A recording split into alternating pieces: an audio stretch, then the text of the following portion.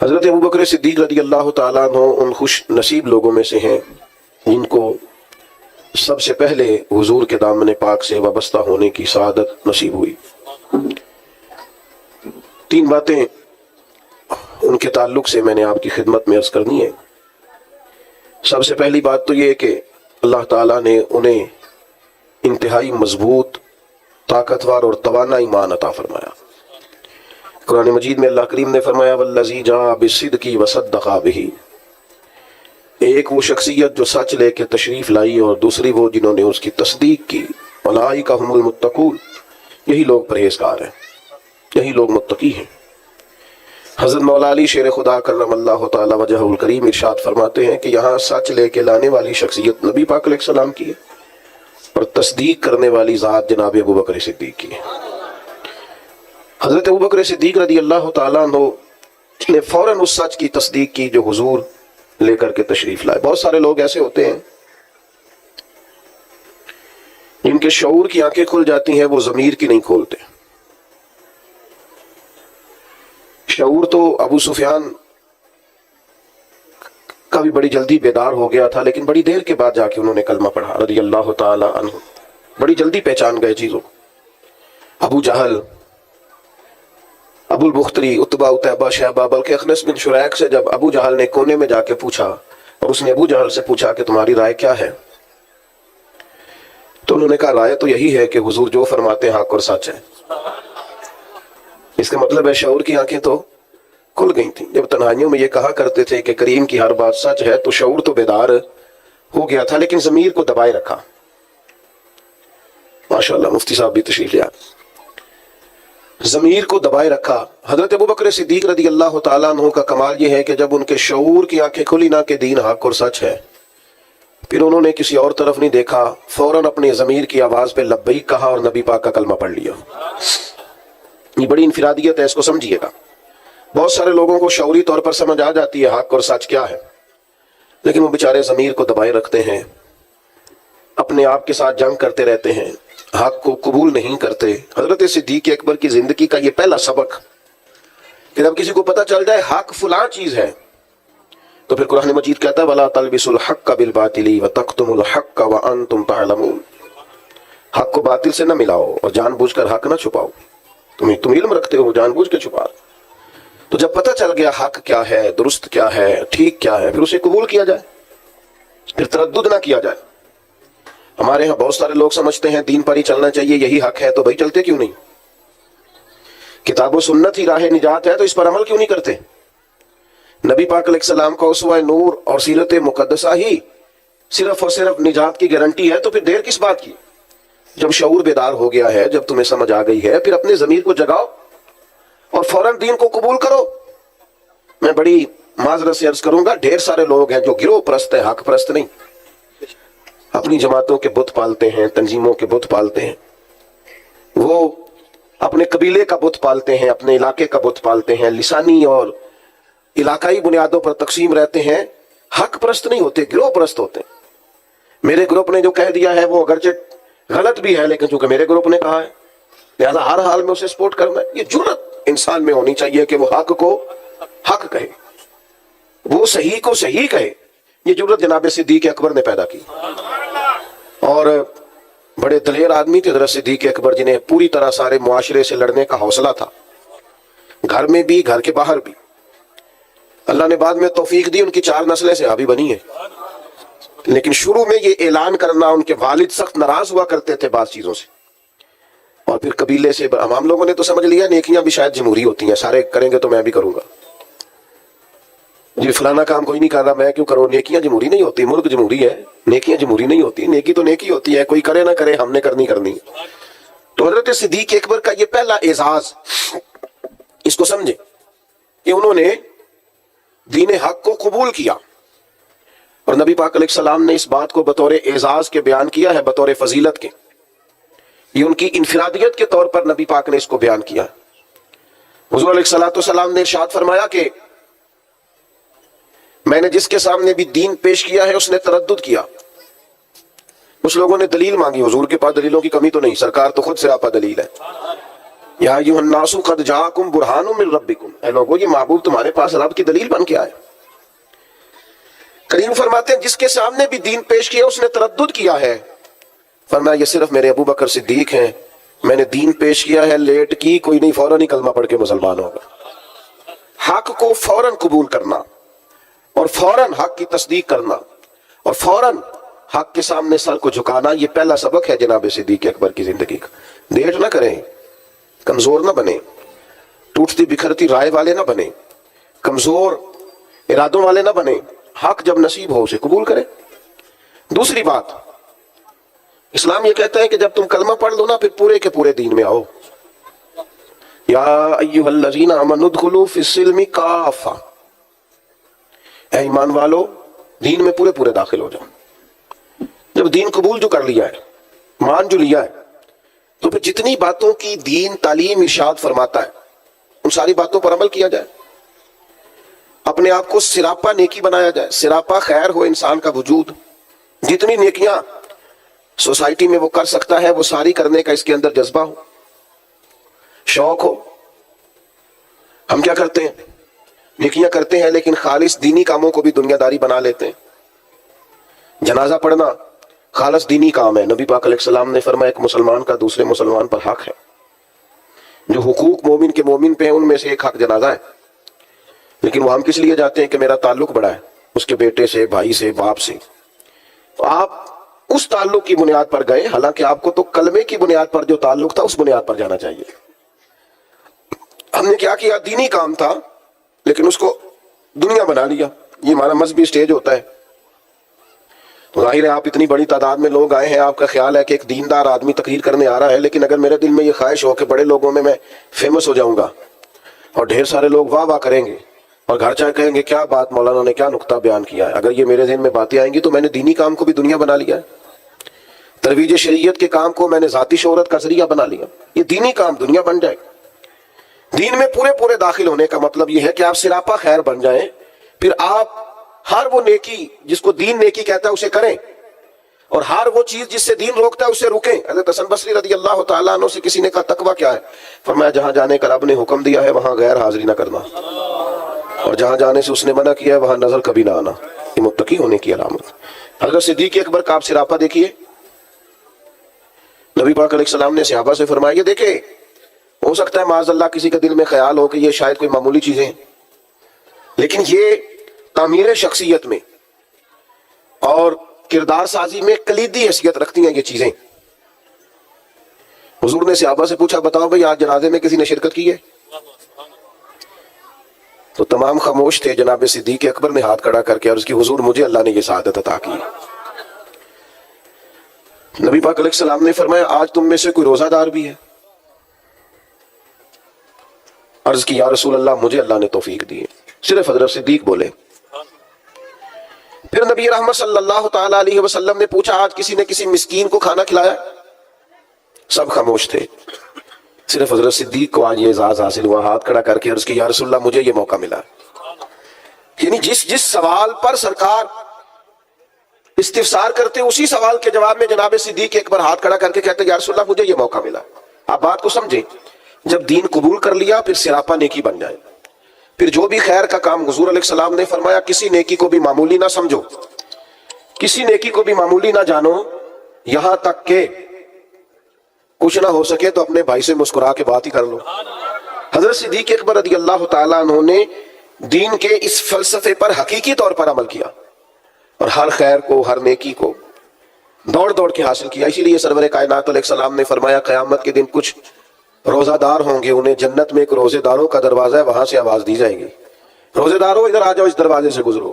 ایک دروازہ وہ ہے جہاں سے سخی گزریں گے، ایک وہ ہے جہاں سے مجاہد گزریں گے، ایک وہ ہے جہاں سے حاجی اور مکے اور مدینے کے زائر گزریں گے۔ حضرت صدیق نے عرض کی حضور میں کس دروازے سے گزروں گا؟ فرمایا ابو بکر سارے دروازے منتظر ہوں گے کہ کبھی ابو بکر یہاں سے گزر جائے نا، کبھی یہاں سے گزر جائے نا، کبھی یہاں سے گزر جائے نا۔ کیوں؟ اس لیے کہ ہر نیکی کو پہنچ پہنچ کے حاصل کیا، ہر خیر کو پہنچ۔ ہم تو ویسے بھی اللہ خیر کرے کو دو ایک نیکیاں کر لیں وہ گنی ہوئی ہوتی ہیں، ہم نے وہ ساری ہمارے پاس طے ہوتی ہیں، سارا پتہ ہوتا کتنے پیسے پچھلے سال مسجد دیے تھے پورا یاد ہے، اور بھئی جو سارا سال آپ نے اپنی ذات پر لگائے ہیں وہ بھی تو یاد ہونے چاہیے نا۔ نیکیوں کو لوگ گن گن کے شمار کر کے رکھتے ہیں جو بھولنے کی چیز تھی، اور معاذ اللہ جن کمزوریوں کو غفلتوں کو یاد کرنا تو انہیں بھول جاتے ہیں۔ تو حضرت صدیق اکبر سراپا نیکی بن گئے، سراپا کلمہ پڑھا تو ان کا وجود سراپا ایمان تھا، سراپا خیر تھا۔ کوئی بھی ایسا کام نہ کریں جس سے محسوس ہو کہ ہم وقت ضائع کرتے ہیں، ہمیں خیر سے وابستگی نہیں ہے۔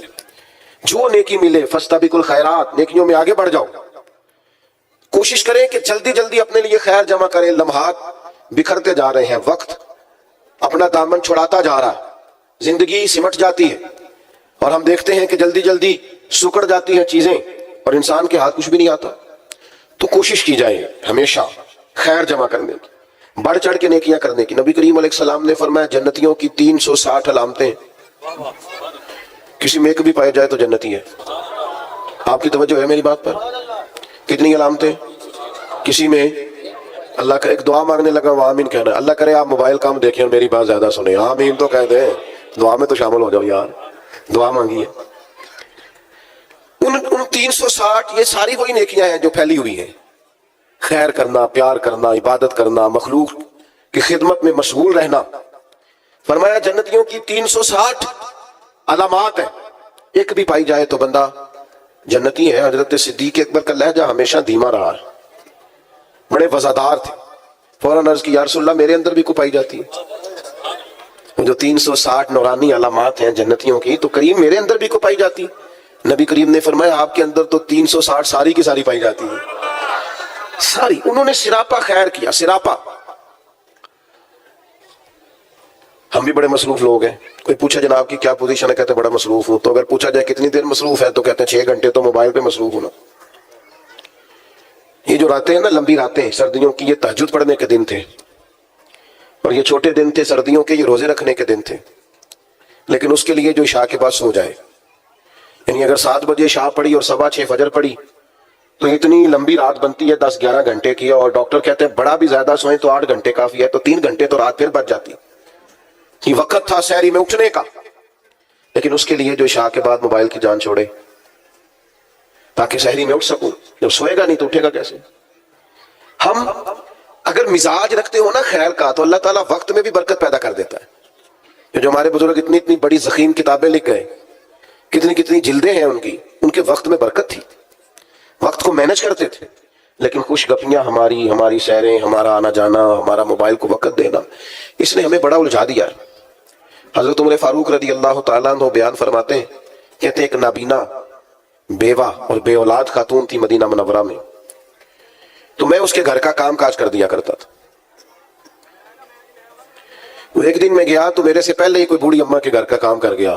آپ غور کیجئے گا، یہ مختلف انداز میں روایت مختلف جگہوں پہ ہے، صاحب کنز المال نے اس طرح لکھی ہے جس طرح میں بیان کر رہا ہوں۔ کوئی مجھ سے پہلے سارے کام کر گیا، بھلا کام کیا تھے؟ گھر میں جھاڑو دینا تھا، برتن مانجنے تھے، پانی بھر کے لانا تھا۔ کوئی مجھ سے پہلے کر گیا، اگلے دن گیا تو پھر کوئی مجھ سے پہلے کر گیا تھا، تیسرے دن گیا تو پھر۔ اب میں نے کہا ڈھونڈوں تو صحیح بندہ کون؟ فرماتے ہیں کہ میں چھپ کے بیٹھ گیا کہ میں دیکھوں تو صحیح کون ہے جو مجھ سے پہلے آتا ہے۔ تو کہتے ہیں سحری کا وقت تھا، امیر المومنین، خلیفۃ المسلمین، جانشین مصطفیٰ کریم صلی اللہ تعالی علیہ وسلم، حضرت صدیق اکبر کا دروازہ کھلا۔ بیاں ہو کس زبان سے مرتبہ صدیق اکبر کا، کہ محبوب خدا محبوب ہے صدیق اکبر کا۔ حضرت ابوبکر صدیق رضی اللہ تعالیٰ عنہ کا دروازہ کھلا، امیر المومنین ہے، عالمی سطح کے کام کرتے ہیں، ایک بہت بڑی اسٹیٹ کے سربراہ ہیں، ایک اتنی بڑی اسلامی سلطنت کو لیڈ کرتے ہیں، لیکن اتنے بڑے ہونے کے باوجود یہ ذوق بھی برقرار ہے کہ کسی کے گھر میں جھاڑو دے سکتے ہیں تو دے دیا جائے، کسی شخص کے گھر میں اگر برتن کسی بوڑھی کے مانجنے پڑے تو کر دیا جائے۔ تو فرماتے ہیں وہ میں نے دیکھا تو حضرت صدیق اکبر تھے، سراپا خیر تھا ان کا وجود، سراپا خدمت تھا۔ ساری زندگی گزر گئی مذہب پہ بحث کرتے لوگوں کی، اس پر بھی بحث کر لو، اس پر بھی بحث کر لو، اس موضوع پر عمل کب کرنا ہے؟ ساری زندگی اب بحث ہوتی رہیں گی، ساری زندگی صرف یہی مزاج ہوگا کہ دین کا کوئی موضوع ملے چلے علماء کریں گے ایک کے حق کے لیے کبھی بات کرنی ہوگی، لیکن عوام کے اندر جو اتنی بحث ہوتی، عمل کب کرنا ہے؟ ساری زندگی صرف ابحاث ہوں گی۔ بھائیو سنو، حضرت صدیق اکبر نے اپنے آپ کو سراپا خیر بنا لیا۔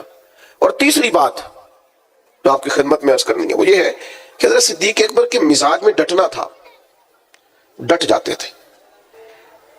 اس دور کا سب سے بڑا المیہ یہ ہے کہ ہمارے ہاں استقامت نہیں ہے۔ کچھ دیر کے لیے لوگ کوئی کام کرتے ہیں پھر چھوڑ دیتے ہیں۔ ایک نوجوان مجھ سے کہنے لگا میں بڑے ہی کام کیے ہیں، کسی کام میں بھی کامیاب نہیں ہوا۔ میں نے کہا بس اسی لیے نہیں ہوئے، بڑے نہ کریں، آپ کو یہ کریں، اس کو صحیح کر کے کریں، استقامت کے ساتھ کریں، روز کریں، پابندی سے کریں، اس پر محنت کریں، جد و جہد کریں۔ پتھر پہ پانی پڑے متصل تو بے شبہ کھس جائے پتھر کی سیل۔ ایک قطرہ قطرہ پانی مستقل پتھر پر گرے تو اس میں بھی سوراخ بن جاتا۔ تو آپ محنت کریں گے تو اللہ تبارک و تعالیٰ اپنے فضل سے نتائج عطا فرمائے گا، لیکن اگر محنت ہی نہیں کر رہے۔ حضرت صدیق اکبر کی طبیعت میں ڈٹنا تھا، انہوں نے کلمہ پڑھا، پھر بڑی آندیاں چلیں، بڑے طوفان آئے، بڑا ٹکراؤ پیدا ہوا، بڑے حالات خراب ہوئے، لیکن حضرت صدیق اکبر ڈٹے رہے۔ حضرت صدیق اکبر نے نبی پاک کا ادب کیا صلی اللہ تعالی علیہ وسلم، تو جناب صدیق نے ڈٹ کے کیا۔ دنیا میں ایک فلسفہ بیان کیا جاتا ہے کہ جو زیادہ قریب رہتا ہے وہ ادب چھوڑ جاتا ہے، یہ بات غلط نہیں ہے، ایسا ہوتا ہے۔ جن لوگوں جو زیادہ قریب رہتے ہیں، جو زیادہ جن کو قربت ملتی ہے، کوئی چیز جن کو آسانی سے میسر آ جاتی ہے، وہ اس کی قدر نہیں کرتے۔ ہوتا ہے کہ زیادہ قریب میں رہنے والے لوگ اکثر قدر کر چھوڑ دیتے ہیں، لیکن حضرت صدیق اکبر کا کمال ہے، انہوں نے دنیا کا یہ فلسفہ ہی غلط کر دیا ہے۔ انہوں نے کہا قریب بھی سب سے زیادہ میں رہا ہوں اور احترام بھی سب سے زیادہ میں نے کر کے دکھایا، قرب بھی سب سے زیادہ، ادب بھی۔ سب کوئی باہر سے آتا تھا تو حضرت صدیق اکبر اسے کونے میں لے جاتے تھے، پہلے نبی پاک کا ادب سکھاتے، کہتے یہ بڑی نازک بارگاہ، ادب کا ہیست زیر آسماں از عرش نازک تر، نفس گن کردمی آیت جنید و با یزیدی جا۔ کونے میں لے جاتے اور حضور کا ادب سکھاتے، استقامت کے ساتھ خدمت کی، استقامت کے ساتھ دین پر ڈٹے رہے۔ اور جب نبی پاک صلی اللہ تعالی علیہ وسلم کا وصال ظاہری ہوا تو امت پر بڑا کٹھن وقت تھا۔ کچھ قبائل نے انکار کر دیا معاذ اللہ زکوٰۃ دینے سے، ارتداد کی طرف بڑھنے لگے۔ ایک لشکر سرکار نے روانہ کیا تھا، بعض لوگوں کی رائے ہوئی کہ اس لشکر کو ابھی نہ بھیجا جائے۔ اس وقت جو ڈٹ کر میدان میں کردار ادا کیا ہے وہ سیدنا صدیق اکبر نے کیا ہے۔ میری ایک رائے ہے، میں اکثر کہتا ہوں دوستوں سے کہ یہ جو کامیاب ترین حکومت کی ہے نا حضرت عمر نے، مضبوط ترین خلافت کی ہے، اور بڑا ڈٹ کے انہوں نے کارہائے نمایاں سر انجام دیے، تو اس کے پیچھے بھی کردار سیدنا صدیق اکبر کا۔ انہوں نے فتنوں کا سر کچل کے، اٹھنے والے ہر فتنے کا سر کچل کے ایک مضبوط بنیاد بنا کے سیدنا عمر کو دی تھی۔ اس کا نتیجہ یہ نکلا کہ حضرت عمر کے لیے کام کرنا آسان ہو گیا، مشکلات ان کے لیے نہیں رہی۔ اور بھائی جان آپ کو اللہ لمبی زندگی، برکت، عزت، صحت والی دے، بیٹھ جائے آپ، کتنے آپ پیارے لوگ ہیں۔ اب تو تقریر ختم ہونے لگی، بس میں اللہ تعالیٰ آپ کو سلامت رکھے، میری کچھ طبیعت بھی ٹھیک نہیں ہے اور سفر بھی لمبا کیا ہے، بات بھی میری مکمل ہو گئی اب ماشاءاللہ، لیکن ہمارے بھائی نے بھی بڑا زور لگایا۔ تو باقی ہمارے جو نعت شریف پڑھنے والے تھے انہوں نے بھی آپ سے عرض کی کہ آپ بیٹھ جائیں، لیکن میں محسوس کرتا ہوں آپ میں کافی استقامت ہے، آپ نے بھی جو کہہ لیا ڈٹ گئے۔ اللہ تعالیٰ سب کو جزائے خیر دے، ہم سب کے حال پہ رحم فرمائے۔ اب 2-4 منٹ دے تاکہ بات مکمل ہو سکے۔ حضرت سیدنا صدیق اکبر رضی اللہ تعالیٰ عنہ نے جو استقامت دکھائی، استقامت، فوراً لوگ ہتھیار ڈال دیتے ہیں۔ دین کے معاملے میں ڈٹنا سیکھیں، سارے بچے مخالف ہو بھی گئے ہیں تو کوئی حرج نہیں، آپ کھڑے تو ہو، برادری ساری اگر مخالف ہو بھی گئی ہے تو کوئی مسئلہ نہیں، دین کے لیے ڈٹے تو صحیح، آپ سٹینڈ تو لیں۔ اگر آپ ڈٹیں گے تو اللہ مدد کرے گا۔ حضرت عمر رضی اللہ تعالیٰ عنہ نے آن کر کے حضرت صدیق اکبر سے یہ عرض کیا تھا کہ حضور ابھی حالات اور ہیں، آپ کم از کم یہ لشکر ہی نہ بھیجیں، مانعین زکوٰۃ معاذ اللہ منکرین، ان کے خلاف لڑنا ہے، حالات اس طرح کے نہیں ہیں، ذرا بہتری ہو جائے گی۔ تو حضرت ابوبکر صدیق جو اپنے مزاج کے لحاظ سے نرم خو تھے، انہوں نے حضرت عمر سے کہا تمہیں تمہاری ماں روئے، تم مجھے یہ مشورہ دے رہے ہو کہ وہ لشکر روک دو جسے سرکار نے روانہ کیا ہے؟ فرمانے لگے میں مدینہ منورہ میں اکیلا بھی رہ گیا اور جنگل کے درندے آ کے مجھے نوچنے بھی لگے تو میں تنہا مقابلہ کروں گا، لیکن وہ لشکر ضرور جائے گا جسے مدینے والے محبوب نے روانہ کیا۔ یہ استقامت، یہ ٹھہرنا، ذرا کھڑے ہونا۔ اچھا کئی دفعہ ایسا ہوتا ہے وقتی طور پر حالات موافق نہیں ہوتے، حالات کی نبض دیکھ کر نہیں چلنا چاہیے، کتاب و سنت کا حکم دیکھ کر چلنا چاہیے۔ حالات موافق نہیں ہے تو کیا ہوا، ہم حق چھوڑ جائیں گے؟ استقامت ایک نعمت ہے۔ سیدہ عائشہ صدیقہ رضی اللہ تعالیٰ عنہ بیان فرماتی ہیں کہ نبی پاک علیہ السلام نے فرمایا اللہ کو وہ عمل زیادہ پسند ہے اگرچہ تھوڑا ہو پر روز ہو۔ استقامت کے ساتھ، اس کے اندر کسی قسم کی کمی نہ کی جائے، وہ عمل اللہ تبارک و تعالیٰ کو زیادہ محبوب اور زیادہ پسند ہے۔ تو بھائیو، ہمیشہ ان 3 باتوں پر ضرور عمل کریں۔ ایک تو حق جب مل جائے تو پھر اسے چھوڑنا، قبول کرنا ہے اسے۔ دوسری بات یہ کہ دین جب قبول کر لیا تو پھر دین کی ساری خیر پر عمل کریں، پھر جد و جہد کریں، پھر کوشش کریں کہ جو نیکی ملے اسے جلدی سے کر گزریں۔ ہمارے ہاں بہت سارے کام ہوتے ہیں ہم کر سکتے ہیں لیکن ہم توجہ نہیں کرتے، ہمارا وقت ضائع ہوتا ہے۔ نبی پاک علیہ السلام نے فرمایا صبح جب دن چڑھتا ہے تو دن اعلان کرتا ہے آج آیا ہوں، آج کے بعد نہیں آؤں گا، جو عمل کرنے کر لو، تو خیر کر لیں جتنی ہو سکتی۔ اور تیسری بات اور اہم اور بنیادی اور کلیدی بات یہ کہ دین کے مسئلے میں استقامت دکھائیں، کھڑے ہو، ڈٹ جائیں۔ آپ حق پر کھڑے ہوں گے تو اللہ مدد فرمائے گا۔ ذرا سی بات ہوتی ہے نا شادی کے موقع پر کہ میں بھائی یہ بینڈ باجا، یہ عورتوں کی مووی، یہ تماشا میں نہیں کرنے دوں گا، اتنی سی جرت بھی لوگ نہیں کرتے، اپنے گھر میں نہیں کر سکتے۔ وہ جو سب کو دین نافذ کرنے کی بات کر رہے ہوتے ہیں وہ اپنے گھر کے اندر اتنا نفاذ نہیں کرا سکتے۔